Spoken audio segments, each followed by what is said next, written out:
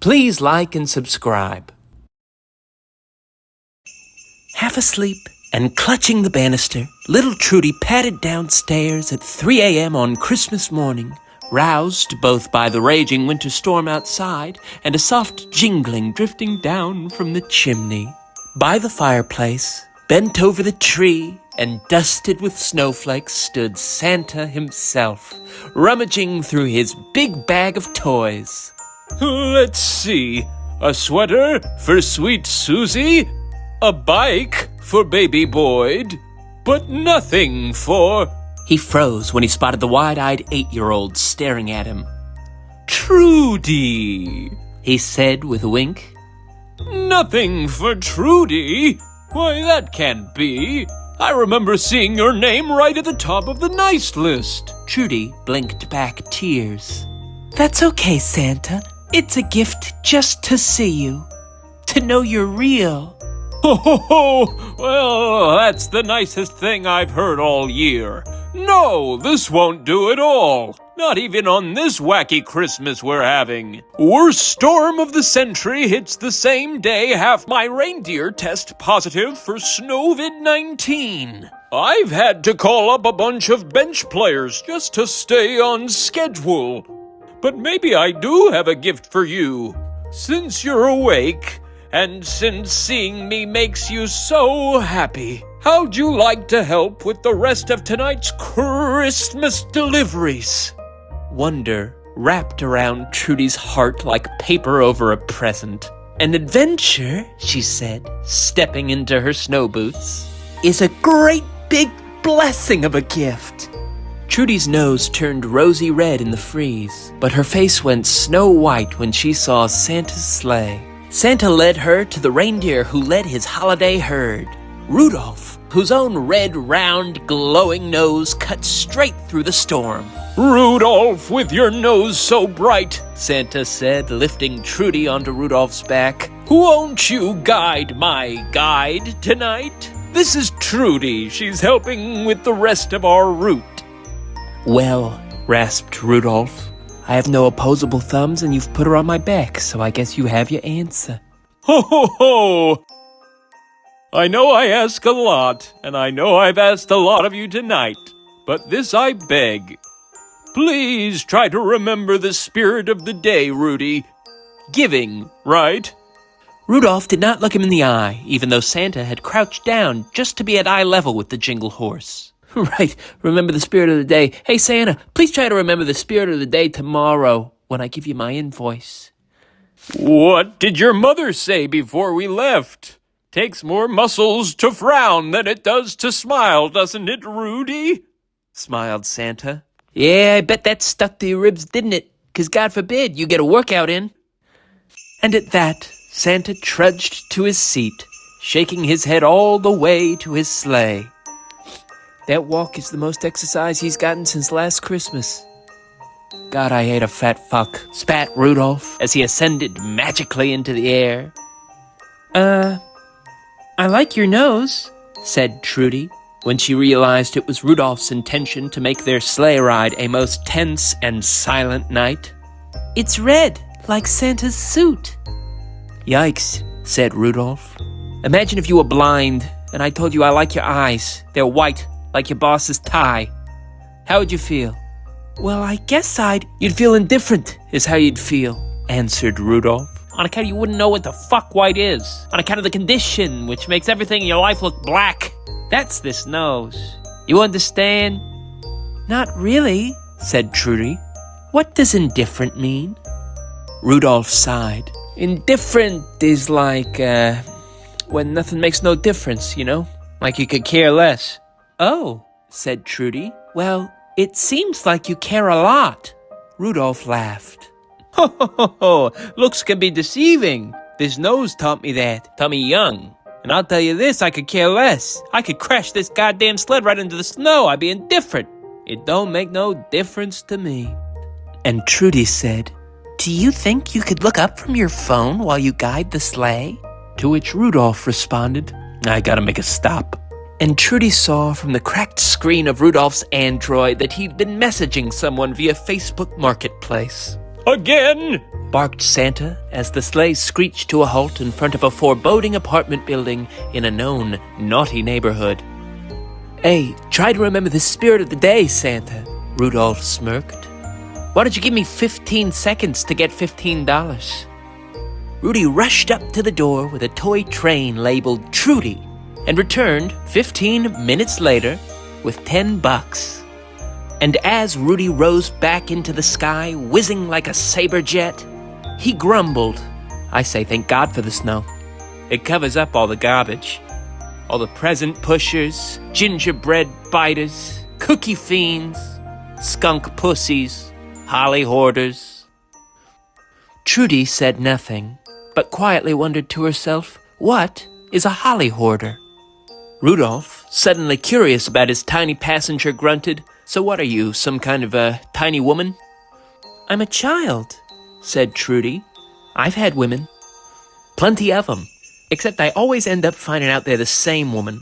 Around the time they always end up leaving me the same way. I guess they kind of start out the same, too. They always, have the same line. I think you're cute, says this one. A lot of men say I look better in red, says that one. I need me a nightlight. I was afraid of the dark. That was a special one, but it always ends up the same way.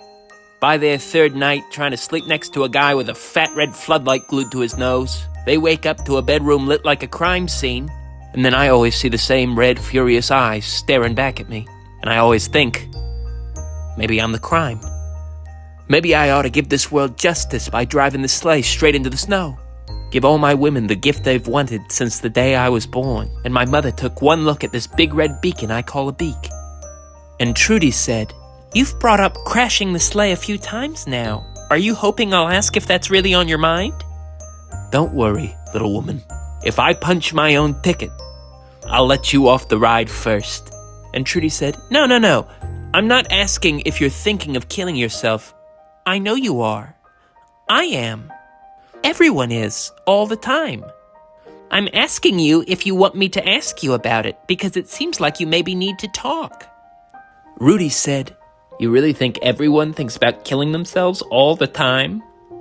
And Trudy said, I know it. I was thinking about killing myself when Santa forgot to give me a present. I was thinking about killing myself when I woke up at 3 a.m. and thought, great, now I'll be exhausted all Christmas morning. Unless... But I'd never do it. And Rudy asked, Never? Never, said Trudy. Why never? Well, for the same reason everyone doesn't kill themselves. The same reason you'll never do it. Because of our blessings. Rudolph laughed. Never say never, girl child. Not everyone is blessed with a nice mommy or a nice reason not to kill themselves. That's not true, said Trudy. Everyone alive has a reason. If they didn't, they'd kill themselves. That's why when I'm worried and I can't sleep, I don't count sheep. Because my brain is too busy trying to think of reasons not to kill myself. So I make a list. I say, I can't kill myself because I was blessed with a loving, attentive mother. And I don't want her waking up on Christmas morning to find me hanging next to the stockings. And then I think, stockings. I was blessed to have gifts in those stockings, or at least I would be if some present pusher hadn't sold mine on Facebook Marketplace. But even that doesn't matter, because I know I have other blessings. I know because I count them. And you should too. If you're worried and you can't sleep, count your blessings instead of sheep, and you won't go into that final sleep counting your blessings. Rudolph said, I could count my blessings on one hand, and only because I don't have opposable thumbs or hands. And Trudy said, Listen, man, the holidays are hard for everyone, but I know there is some blessing you have that you keep living for. And Rudolph said, Oh yeah? And how do you know that? And Trudy said, On account of you're very active on Facebook Marketplace. You are selling things in order to make money. Because there's someone, somewhere, that you want to spend it on. And after a long pause, Rudolph said, There's this elf. I first saw him in the snowy woods the day I ran away from home. He had white teeth, on account of he was a dentist. He appeared like a snow angel out of this filthy mass. He was alone. They would not touch him. The other elves, I mean, on account of he was a dentist, and elves hate those apparently. They hate me too. I mean, me. I am God's lonely deer. But I thought maybe the two of us could be independent together. Like maybe he could start his dentist practice, and I could help him by funding his dentist practice on account of everybody he knows hates dentists. And the thought comes to me all the time now that maybe if I help make his life easier, he'll bless me with that snow-white smile of his. I don't see why he wouldn't, winked Trudy. I hear it's easier than frowning. Trudy, said Rudy, you are hilarious. You are different than all the other women I've had. They cannot touch you. Can I ask you a question? Sure, said Trudy. You are like a snow angel, said Rudy. That's not a question, said Trudy. Do you like Santa Claus? Asked Rudy. He's okay. Yeah, I know, but do you like him? Said Rudy. Yeah, I mean, he's jolly. He's very good at his job. He's okay. Though I'm sure working with him every day, you'd say he has a few problems. I would say he has quite a few problems, said Rudy. I would say if someone were to be Santa instead of him, you for instance, it would be a blessing for all involved. Wouldn't you? No, blinked Trudy. I would say I have no idea what being Santa would involve. I'm a little girl. Santa could be a little girl's name, said Rudy. Could it? Asked Trudy. Sure it could. It's got that A at the end of it. It's practically Christina. Sandra, said Trudy. It's practically Sandra, said Rudy. Or you could go by Kris Kringle and be like, what's her name? I don't want to be anyone except who I am. I feel blessed to be Trudy. And I definitely don't want to be Santa. I don't even know what you mean by that. And moreover, I especially don't want something bad to happen to Santa. And I'd like to hear you say that you understand what I'm saying. Kris Jenner, said Rudolph. You could be like Kris Jenner. I definitely don't want to be like Kris Jenner, said Trudy. And Rudy replied, you're nothing like the other women I've had. Nothing like Mrs. Claus. Have you had Mrs. Claus? Had her in my life, I mean. You know, she's another one. I've had her and my mother in my life for so long, it's got me thinking about shortening my life. Okay, said Trudy. Now I'm asking, what is it with you and Santa? What is it with your mother? You know, what is it about your life that's so bad you feel you've got to end it all? Rudolph thought for a moment. I'm not sure it's an appropriate conversation to have with a child. What's appropriate? Well, Rudolph said, an appropriate story for a child is like, I don't know. What does anyone say to children? When I was your age, people mostly just told me jokes. Mostly jokes about my nose. But there was one joke that I liked. It was a joke about Santa. Say, that's how we'll do this. I'll tell you a joke about Santa, and it is a joke, but it may help shed some light on my dour outlook. So there's this guy, Chris. And Chris is blessed. He's got a nice wife, he's got a nice house, kid, dog. Then a huge storm comes along, just like this one we got going on today. Crushes his house, kills his wife and kid, and sends Chris and his dog flying through the air. They land in a frozen wasteland. Nothing but reindeer on it. You know what the guy says to his dog? We are so blessed. Now this isn't much of a life, but it's much better than the alternative. After a few weeks though, the guy gets lonely. He misses the touch of a woman. You know what I mean? None around. But one day he looks out the window and says to his dog, what a blessing. There are reindeer everywhere. They're not much to look at, but maybe I can find some solace in their company. Do you know what I mean when I say solace? Solace means like without a soul? Trudy guessed. Good guess. said Rudolph, especially in this case, but no, it's a kind of comfort. And Chris, he tries to get a little comfortable with a reindeer. Doggy style, and it's gross. Even his dog thinks it's gross, it just doesn't look right. Starts barking at him. Ruins the mood. Chris says, "What a blessing. You've saved me from myself. This was a terrible mistake. I hope we can put it behind us." But the next morning, Chris wakes up in the mood for a terrible mistake. He keeps thinking about this one vixen of a reindeer. Tries to sneak out while his dog is sleeping. Catches the reindeer, he's going at her. All of a sudden he hears barking coming out. His dog's found him again. And he says, "Oh, what did I do to be blessed with such a good dog? If you hadn't stopped me, think about what kind of horrible half-breed I could have had with this reindeer here. What kind of shocking deformities it would have. My rosy red cheeks crossed with her wet, dark and shining nose. I am so blessed that this didn't work out." Then one day, Chris hears the dog barking at the window. There's a big storm outside. Big winter storm, just like this one we got today. Chris throws on his big red suit and runs outside. He finds his wife, splayed naked on a sleigh. She's been searching for him this whole time, and the storm blew her over. Chris covers her with his coat and says, "My God has blessed me with relief from my loneliness." His wife's cheeks turned rosy red as the suit she'd been covered with. She said, "I am the blessed one. The love of my life has saved my life. Now, if there's anything I can do to repay you, anything, I would surely love to do it."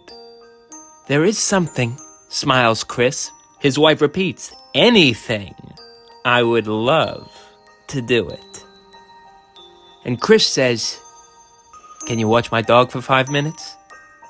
"I'm not sure I get the punchline," said Trudy. "I'm the punchline," said Rudolph. "So is this still a joke, or?" said Trudy. But Rudolph didn't answer, so she continued to fill in, "Or is this, it's the true meaning of Christmas. Ho, ho, ho," said Rudolph. "You show me a man who thinks he's got to give gifts to every child on earth. I'll show you a man who knows he's got bad karma where offspring are concerned."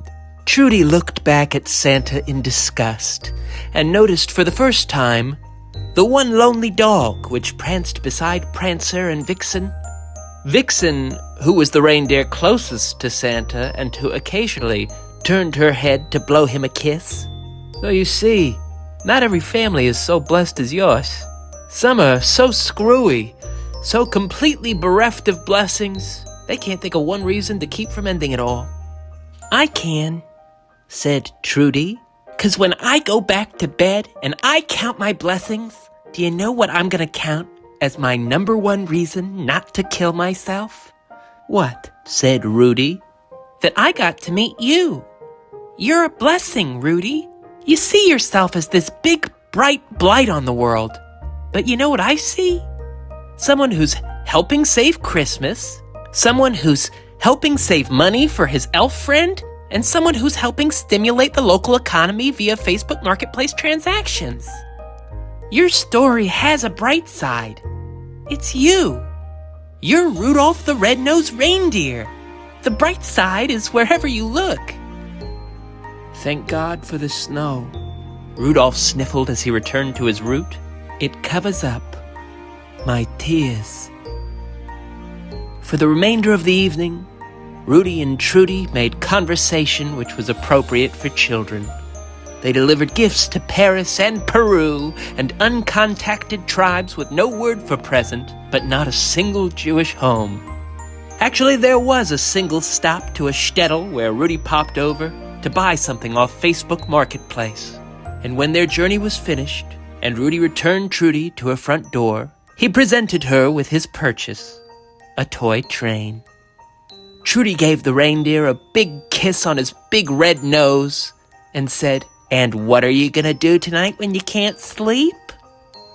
Rudolph said, "Not kill myself, that's for sure." Trudy yawned. You had better not, 'cause I'll kill myself if you do." "Fine," said Rudy.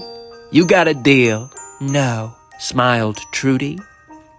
"We've got a suicide pact." And before she departed, Santa hopped down from his sled, pinched Vixen on the ass with one hand, and went to pat Trudy on the head with the other, saying, "Well, I hope you enjoyed your trip, Trudy." Ouch! He said ouch because Rudolph the Red-Nosed Reindeer bit the mitten and most of the skin off of Santa's hand before gritting his snow-white, dentist-refined teeth and saying, "You cannot touch her." Trudy smiled as she walked inside, taking one last look at Rudy to say, "Rudy, I want you to take solace in knowing that as soon as I wake up tomorrow, I'm going to get on Facebook.com and tell the world what a soulless bastard Santa is, and how he came to spawn his flying reindeer." "Yeah," said Rudy. "Oh yeah," said Trudy. "I'm gonna kick up a shitstorm. Rudolph the Red-Nosed Reindeer, you're gonna go down in history for this. Come tomorrow morning, you'll be the most famous reindeer of all." Trudy closed the door behind her and could hardly hear Rudolph shout, "I didn't even tell you how he created the elves," over the ruckus of the raging storm and the gentle jingle of sleigh bells drifting away into the night. In bed, as Trudy curled beneath her blankets, she whispered her final blessing before drifting off to sleep. Blessing number 67. This world is full of monsters, but the brightest one of them is my friend Rudy.